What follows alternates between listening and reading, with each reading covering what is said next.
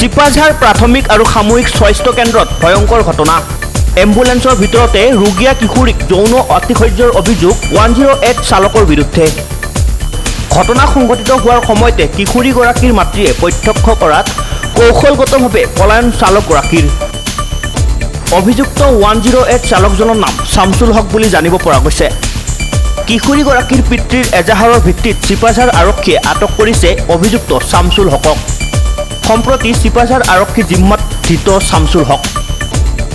ইফালে উক্ত ঘটনাত জড়িত শামছুল হকৰ দৃষ্টান্তমূলক শাস্তিৰ দাবী জনাইছে চিপাঝাৰ আঞ্চলিক ছাত্ৰ সন্থাই।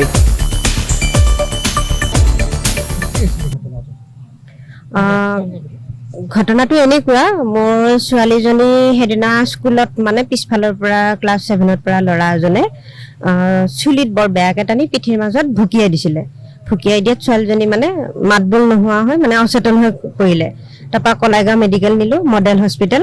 তাত অক্সিজেনে কাম নকৰাত মঙলদৈ ৰেফাৰ দিলে। এম্বুলেন্সত অক্সিজেন ফিটিং কৰাই মঙলদৈ লৈ গ'লোঁ। মঙলদৈত লৈ গৈ গোটেইখিনি পৰীক্ষা কৰা গ'ল, চিটি স্কেন কিবা কিবি এনেকৈ গোটেইখিনি পৰীক্ষা নিৰীক্ষা কৰি পেলাই তাৰপৰা ডক্টৰে চাই মেলি ক'লে এতিয়া বৰ্তমান সুস্থ অৱস্থা নৰ্মেল গোটেইখিনি, গতিকে মাইনাজনীক লৈ যাব পাৰিব বুলি কোৱাত আমি ঘৰলৈ লৈ আহিলোঁ। তাৰপৰা তাইক চিপাঝাৰ জেঠায়েকৰ ঘৰলৈ লৈ আহিলোঁ। তাৰপিছতে পিছদিনাখন আকৌ মাইনাৰ ছেম কণ্ডিশ্যন হ'ল, ৰাতিপুৱা 10-11টামান বজাত ৰাতিপুৱা। তাৰপৰা সেই তেনেকুৱা ছেম কণ্ডিশ্যন উশাহ লোৱাত প্ৰব্লেম হোৱাত মানে তাইক আকৌ চিপাঝাৰ মেডিকেলত ইমাৰ্জেঞ্চিত এডমিট কৰোৱা গ'ল। ইমাৰ্জেঞ্চিৰ পৰা দিনটো মানে ট্ৰিটমেণ্ট চলি থাকি দুপৰীয়াৰ টাইমত তাই ভাল অৱস্থাত অহাত তাই নিজে ক'লে মা ঘৰলৈ যাওঁ, মেডিকেলত থাকি ভাল লগা নাই বুলি কোৱাত ডক্টৰৰ পৰামৰ্শ লৈ পেলাই আমি ঘৰলৈ আবেলি 3টামান বজাত লৈ গ'লোঁ। ঘৰলৈ লৈ গৈ পিছবেলা থাকি সন্ধিয়া আকৌ মানে 6টামান বজাত তাই আকৌ উশাহ লোৱাত প্ৰব্লেম আহি গ'ল। প্ৰব্লেম হৈ যোৱাত আমি একদম লগালগ আকৌ চিপাঝাৰ মেডিকেলত আমি লৈ আহিলোঁ। চিপাঝাৰ মেডিকেলত লৈ অহাৰ পিছত ডক্টৰে ডাইৰেক্ট ক'লে যে এই কথা নহয়, মাইনাজনীক GMC ৰেফাৰ দিয়া হয় বুলি কয়। GMCলৈ আমাৰ ৰেফাৰ কৰিলে। তাৰপিছত আমি GMCৰ আমাৰ সেইদিনাখনো চৰকাৰী এম্বুলেন্সখন নাছিলে। নোহোৱাত যিটো নেকি মাইনাৰ কণ্ডিশ্যনটোত আমি মানে প্ৰাইভেট গাড়ীটো লৈ যাব নোৱাৰোঁ, তেনেস্থলত আমি প্ৰাইভেট এম্বুলেন্স এখন ধৰিলোঁ।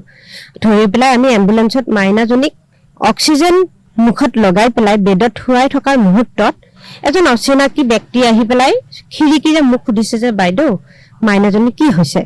তেতিয়া মই গোটেইখিনি কাহিনী মানে কান্দিও আছোঁ, মই ছোৱালীজনীৰ ওচৰত কান্দি মই ল'ৰাটোক কথাখিনি কৈছোঁ যে মাইনাজনী এনেকুৱা প্ৰব্লেম।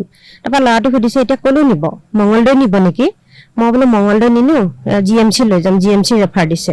এনেকৈ কৈ থাকি মানুহজনে মাইনাক মানে এনেই চুই চোৱা ভাও ধৰি পেলাই একদম বুকত বৰ জোৰকৈ বেয়াকৈ মানে টাচ কৰি সি পলায়ন কৰে। লাষ্টত মই নিজেও দেখিলোঁ, আৰু মই দেখিছোঁ যদিও মই তাৰমানে ইমান মাইণ্ড কৰা নাছিলোঁ। মোৰ একচুৱেলি মাইণ্ডত লাগি আছে যে মোৰ ছোৱালীজনীক কেনেকৈ মই GMC নিব পাৰোঁ, কেনেকৈ মই সুস্থ কৰিব পাৰোঁ, মোৰ টেনশ্যন হৈ আছিলে সেইটো। তাৰপিছত এম্বুলেন্সৰ ভিতৰতে মানুহজনে খিৰিকীৰে মাইনাক তেনেকুৱাকৈ বেয়া বিহেভ কৰিছে, মানে বুকত বহুত বেয়াকৈ টাচ কৰি থৈ গৈছে। লাষ্টত মাইনাই কঁপি মোৰ হাতখন টানি আনি তাই সেই অক্সিজেন লৈ থকা মুখতেই মোক মানে কৈছে যে মা এই মাত্ৰ যে কথা পাতিছিলে ল'ৰাটো মানে খুব বদমাছ ল'ৰা, মোক বুকত বিৰাট জোৰছে এনেকৈ ধৰি থৈ গুচি গৈছে বুলি ক'লে। কোৱাত লগালগ মই ল'ৰাটোক পিছে ধৰি গৈ মই চোলাক কলাৰ ধৰাৰ লগে লগে ল'ৰাটোক পলায়ন কৰে। ল'ৰাটো শুনামতে চিপাঝাৰ মাৰৈত ঘৰ, আৰু ল'ৰাটোৰ নাম হৈছে শামছুল হক। ল'ৰাটো এতিয়া মেডিকেল কৰ্তৃপক্ষই মানে গোটেই ষ্টাফে কোৱা মতে 108 চলায়। কি কয় এতিয়া গ্ৰেপ্তাৰ কৰিছে তেওঁক। আজি গুৱাহাটীৰ পৰা আমি যোৱাকালি আবেলি 4টামান বজাত আমি চিপাঝাৰ থানাত FIR দিলোঁ, আৰু আজি শুনামতে আজি তেখেতক গুৱাহাটীৰ পৰা উঠাই আনিছে বুলি গম পালোঁ।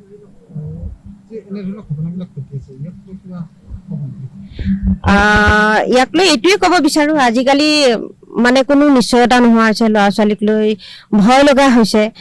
গতিকে মই এইখিনিতে ক'ব বিচাৰোঁ যে যাতে মোৰ মাইনাৰ দৰে আন বেলেগৰ নহওক, মই বাৰ অনুৰোধ কৰিছোঁ যাতে গাৰ্জেনবিলাক সতৰ্ক হওক, আৰু এনে নিচিনা ব্যক্তিক কঠোৰভাৱে শাস্তি দিয়াটো মই বিচাৰোঁ। কি কয় মাইনাজনীৰ বয়স 12 বছৰ, ক্লাছ 6ত পঢ়ি আছে। চাওক চিপাঝাৰৰ যি ঘটনা হৈছে 12 বছৰীয়া কিশোৰীগৰাকীৰ লগত, এয়া বহুত নিন্দনীয় ঘটনা আৰু বহুত বেয়া লগা ঘটনা। গোটেই ৰাজ্যজুৰি আজি যি ধৰ্ষণৰ ওপৰত যি নিউজবিলাক বাহিৰ হৈ আহিছে, তাৰ আমাৰ চিপাঝাৰবাসীও আমি বৰ লাজ পাইছোঁ এই ঘটনাটোক লৈ।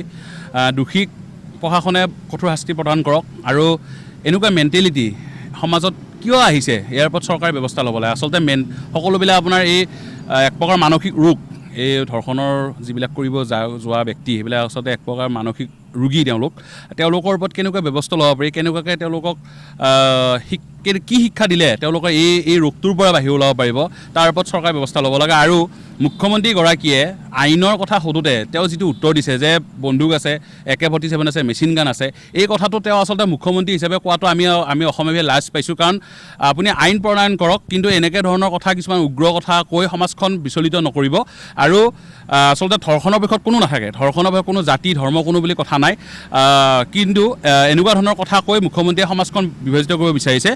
আমি বিচাৰিছোঁ যে ইয়াক আইন প্ৰণয়ন হওক, কঠোৰ আইন প্ৰণয়ন হওক, আৰু এনেকুৱা ধৰণৰ যিবিলাক মানসিক বিকাৰগ্ৰস্ত লোক আছে যিবিলাকে ধৰ্ষণ কৰিব ওলাই যায়, বা আজি আমাৰ চিপাঝাৰত যি 12 বছৰীয়া কিশোৰীক যিটো কৰিব গৈছে, এইবিলাক মানুহক কেনেদৰে মানে শাস্তি দিব পাৰি, আৰু এই শাস্তিবিলাক যাতে উদাহৰণ হ'ব লাগে, মানে সমাজত এটা উদাহৰণ হ'ব পাৰে।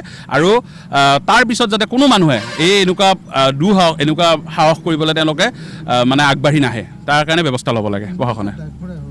হয়, চাওক, এতিয়া এম্বুলেঞ্চৰ তেওঁলোকৰ ড্ৰাইভাৰ, তেওঁলোকে আচলতে চৰকাৰী চাকৰিয়াল, আৰু মাকে দেখা পালে বুলিহে, যদি মাকে দেখা নাপালে হয় এই ঘটনাটো কৰি, আৰু ছোৱালীজনীয়েতো গমেই নাপায়, মাকে দেখা পোৱাৰ কাৰণে আজি ঘটনাটো পোহৰলৈ আহিছে। যদি মাকে দেখা নাপালে হয়, চাওকচোন এনেকৈ কিমান কিশোৰী, কিমান আমাৰ আই মাতৃসকলৰ এনেকুৱা জানো তেওঁলোকে কৰিছে, এইটো হিচাপ নাই।